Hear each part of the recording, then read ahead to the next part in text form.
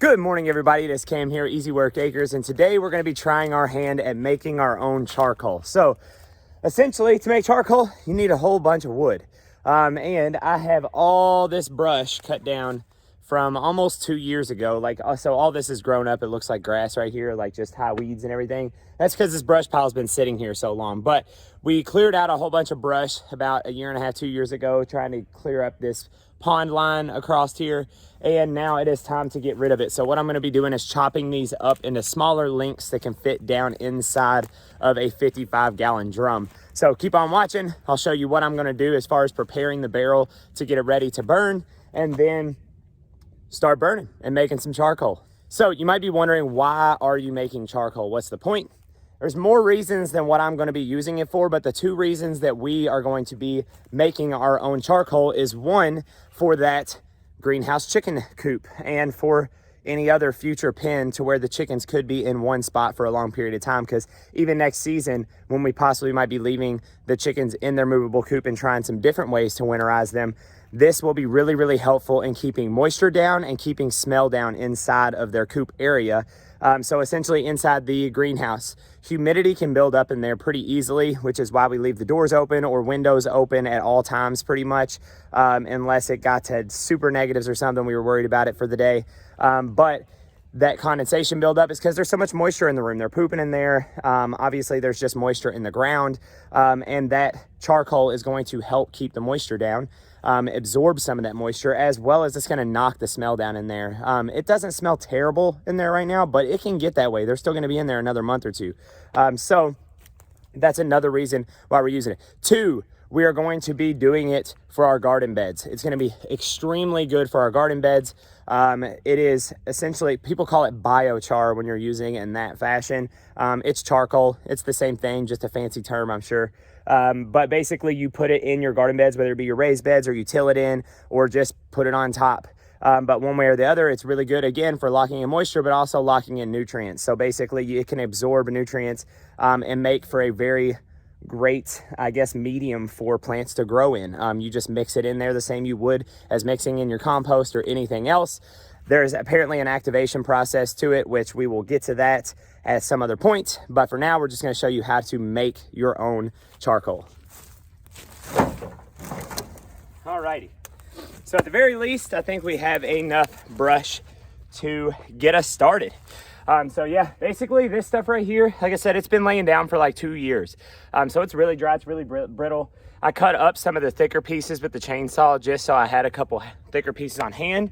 But most of this stuff is so dry at this point that it's brittle. It's really easy to break, which means it's going to burn really well inside this barrel. Alrighty, so next we're gonna start preparing our barrel. So this is a 55-gallon drum. And pretty much this is something you can find anywhere on Facebook Marketplace, Craigslist. There's all kinds of people out there selling these for like 10 or 15 bucks a piece. And they're actually really handy to have. One thing it does need is it needs to have a ring lid. You know, something that actually can seal this up so this ring pops off of here, has a little latch, and then, you know, it has the lid, which of course, not gonna be able to take off with one hand. Ugh. Oh, it's getting, I'm defeated. Wow, okay, well, I have to pry that open.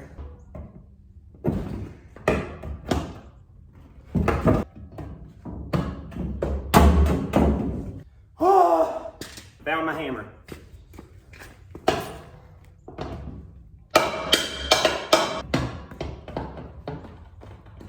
Oh, victory! All right, they're not normally that hard to get off.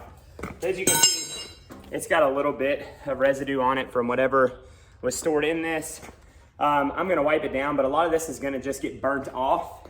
So don't be too concerned about whether it is food grade or not, because this thing is gonna get stupid hot. So it will be okay. Alrighty, once you got the lid off your barrel, which I guess, yeah, you kind of do need the lid off for this part, but essentially, I'm just going to be drilling some 1/2-inch holes around the bottom as like breather holes.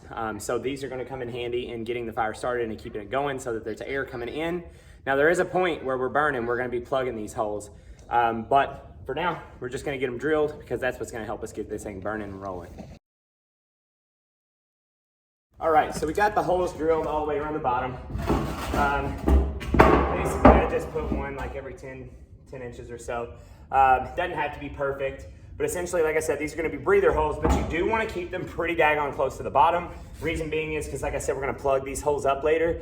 So you want to be able to pile up dirt or wood chips or whatever that you have around to smother those holes out at a certain point. So if you put them way up here, you're not gonna be able to smother it unless you bury this freaking barrel. So keep your holes close to the ground when you're making this. That way it makes it easy when it comes time to start smothering.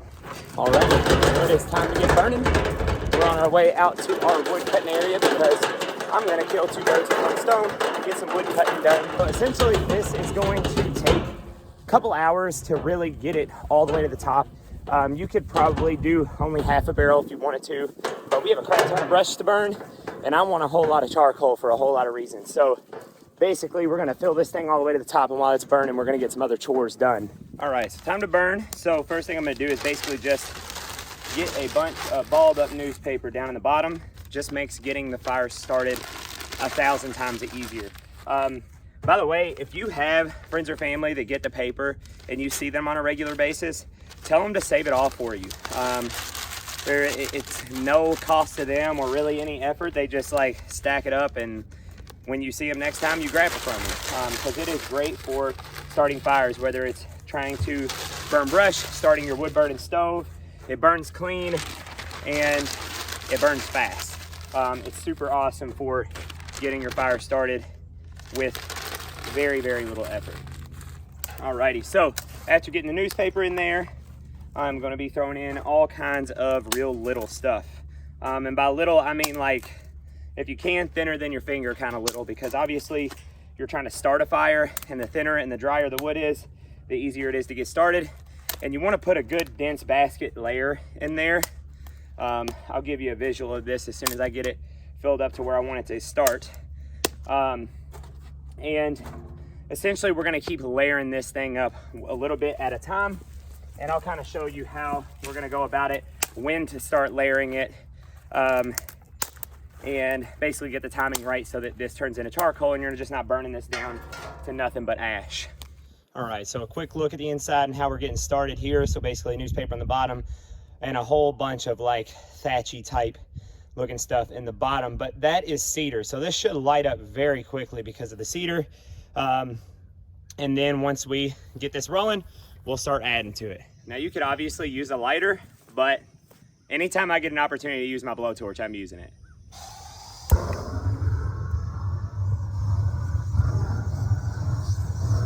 Alrighty, and it is rocking. So one thing to note is that this barrel obviously is painted, and most always, unless you find a barrel that's already been used as a burn barrel, it's gonna have paint on it, and you're gonna see that this paint will burn off. That's to be expected. You're not really gonna find any barrels that are already raw. Now you could like take a wire brush to this thing and get all that paint off, but that's a whole lot of work when it's just gonna burn off in like no time flat once this thing gets good and hot. Alrighty, so like I said, you can see that the paint is starting to burn off of this thing.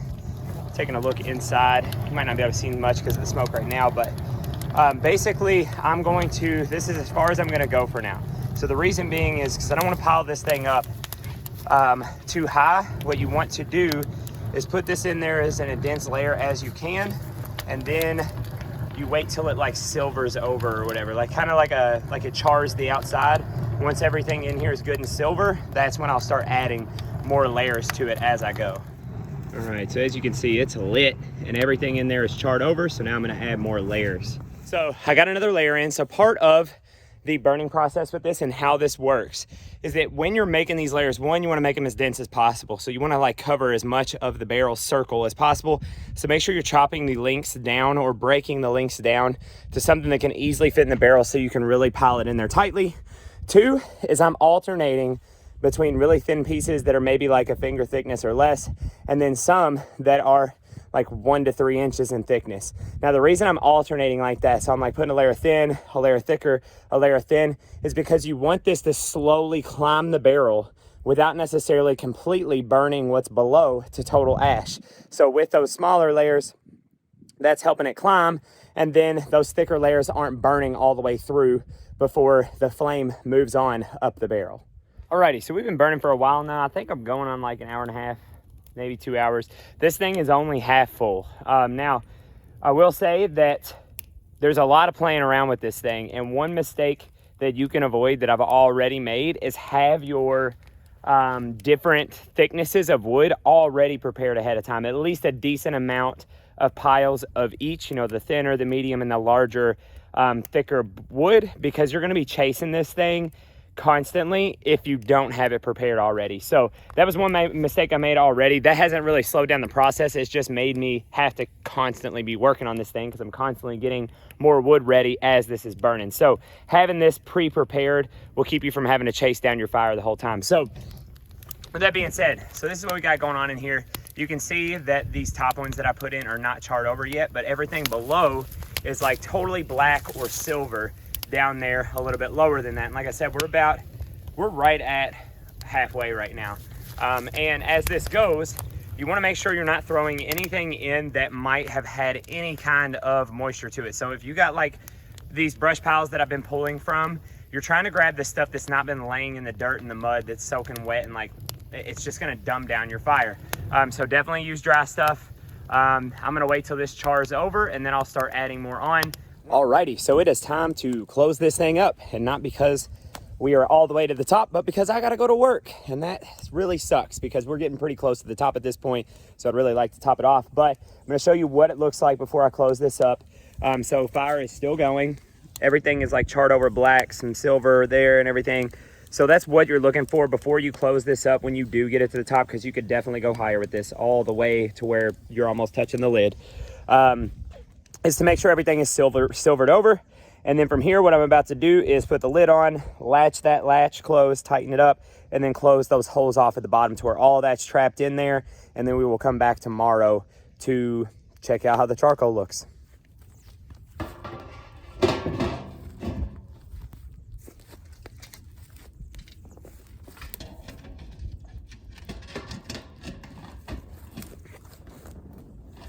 the ring on upside down.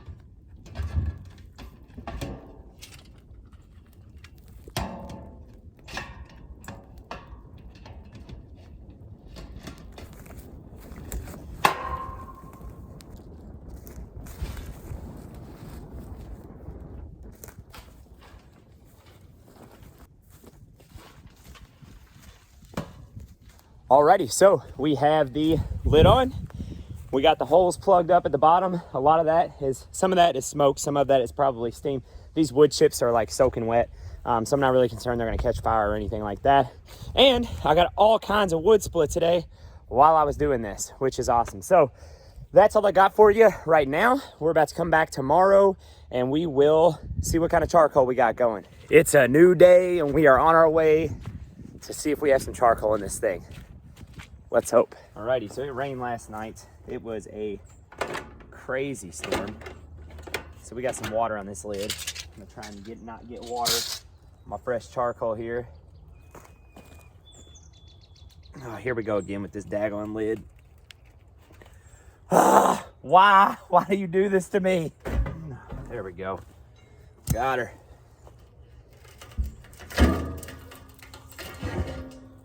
All right. We have charcoal. So there's going to be a couple of these thicker ones on top that didn't get it, which from what I've seen, that's pretty common. Some of these big boys are not going to do it, which is fine, because what you'll do is you'll just throw those in your next time that you burn. But down here we have all kinds of really good charcoal. So like this is all going to be really, really good stuff to be able to mix into our garden and into our chicken coops. So that's it. We got charcoal here and it's awesome. I'm pretty happy with how it turned out. And I think obviously I'll get better with time. This is my very first time making charcoal. And we got about half a barrel worth. I would like to next time be able to build it all the way to the top. Give some of those bigger pieces more time to burn, because I had to cap it to go to work a little sooner than I wanted to. So those bigger pieces on top didn't burn through. But we have half a barrel of charcoal and a good starting point. as far as good stuff that we can mix into our garden and our chicken coop. So that's all I got for you. Give this a shot because this is great stuff. I haven't even researched all of the things you can do with charcoal. So try it out, build you a barrel, burn you some brush, get some charcoal, like and subscribe to the channel. Thank you guys for watching, and you all have a good one.